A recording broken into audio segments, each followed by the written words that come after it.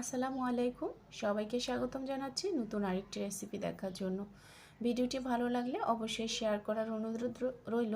আজকে আমি আপনাদেরকে সুজি দিয়ে মতিচুর লাড্ডু তৈরি করে দেখাবো। আশা করছি আমার আজকের ভিডিওটি সবার কাছে ভালো লাগবে।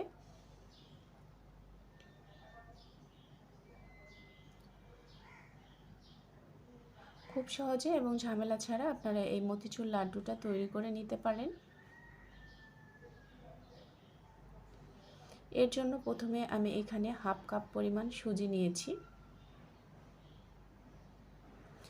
এখন আমি সুজিটার মধ্যে 1 টেবিল চামচের মতো চিনি দিয়ে দিচ্ছি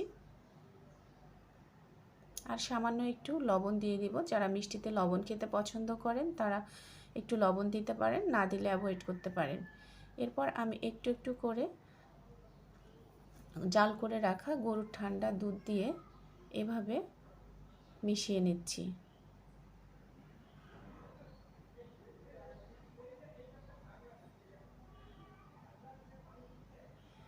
মিশিয়ে নেওয়া হয়েছে। এখন আমি এই ডোটাকে আধা ঘন্টার জন্য রেস্টে রেখে দিব।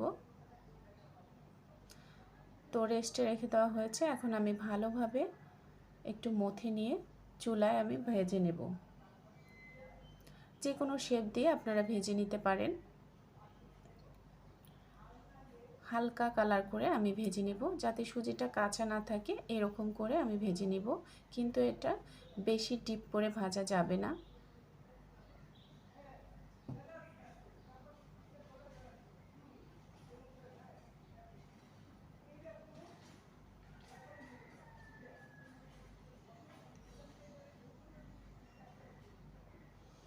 তো এখন আমি উঠিয়ে নিচ্ছি, ভেজে নেওয়া আমার হয়েছে। যখন ঠান্ডা হয়ে আসবে তখন আমি এরকম ছোট ছোট টুকরো করে ব্লেন্ডারের জারে নিয়ে নিব।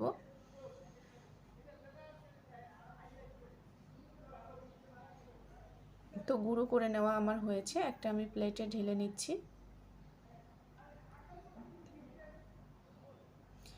এখন আমি কড়াইয়ে 1 কাপের মতো চিনি দিয়েছি আর এখানে আমি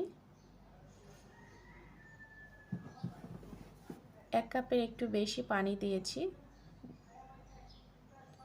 তো যখন চিনিটা গলে গিয়েছে তখন আমি এখানে সুন্দর একটা কালারের জন্য ফুড কালার দিয়েছি। এখানে আমি রেড কালার ইউজ করেছি, আপনারা চাইলে এখানে অরেঞ্জ কালারও দিতে পারেন।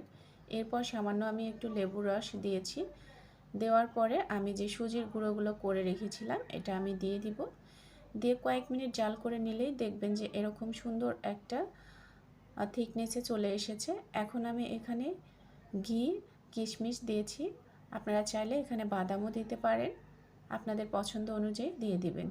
এরপর আমি এখানে 2 টেবিল চামচের মতো গুঁড়ো দুধ দিয়েছি। এটার সুন্দর একটা ফ্লেভার এবং এই মতিচুরের স্বাদটা আরও দ্বিগুণ হয়ে যাবে, এজন্য আমি কিন্তু গুঁড়া দুধটা দিয়েছি। এরপর আমি চুলো থেকে নামিয়ে নিয়েছি যখন এরকম একটা থিকনেসে চলে এসেছে। তো এটা কুসুম গরম থাকা অবস্থায় এভাবে লাড্ডুগুলো বানিয়ে নিতে হবে। আমি কিন্তু বানিয়ে নেওয়ার আগে হাতে একটু ঘি মেখে নিয়েছি।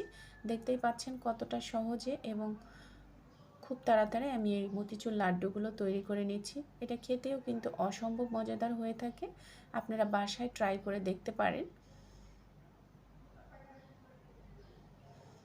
খুব কম সময়ের মধ্যে এবং বাসায় থাকা অল্প উপকরণ দিয়ে আপনারা এই লাড্ডুটা তৈরি করে নিতে পারেন। দেখতে কতটা লোভনীয় হয়েছে আপনারা নিশ্চয়ই দেখেই বুঝতে পারছেন। এখন আমি উপরে গুঁড়ো দুধ দিয়ে এটা সাজিয়ে নিচ্ছি। আপনারা চাইলে উপরে বাদাম কুচিও দিতে পারেন।